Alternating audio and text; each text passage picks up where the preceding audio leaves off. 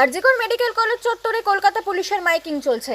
আজ অর্থাৎ রবিবার থেকে আগামী 24 তারিখ পর্যন্ত বেলগাছিয়া রোড থেকে শ্যামবাজার পাঁচমাথার মোড় পর্যন্ত কলকাতা পুলিশের পক্ষ থেকে ভারতীয় নাগরিক সুরক্ষা সংহিতার 163(2) ধারা লাগু করা হয়েছে। এই ধারা অনুযায়ী বেলগাছিয়া থেকে শ্যামবাজার পাঁচমাথা মোড় পর্যন্ত 5 জনের বেশি জমায়েত করা যাবে না।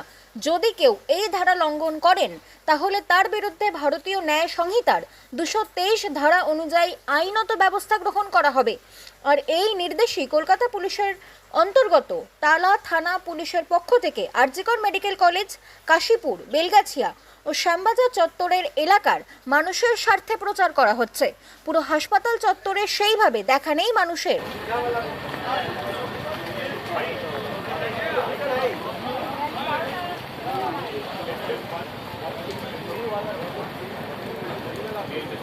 থেকে জানানো হচ্ছে যে আজ 18/8/24 থেকে আগামী 24/8/24 তারিখ পর্যন্ত বেলগাছিয়া রোড, ক্ষুদিরামপুর সরণি, রেল লাইন থেকে শ্যামবাজার পাঁচমাথা মোড় অবধি 163(2) বিএনএসএস ভারতীয় সুরক্ষা সংহিতা, যা পুরনো 144 দ্বারা জারি করা হয়েছে।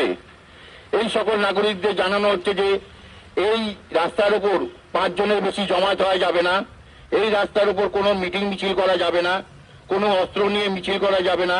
অতএব নাগরিকদের জানানো হচ্ছে আপনারা এই আইন মেনে চলুন, অন্যথায় আইনজ্ঞ ব্যবস্থা গ্রহণ করা হবে।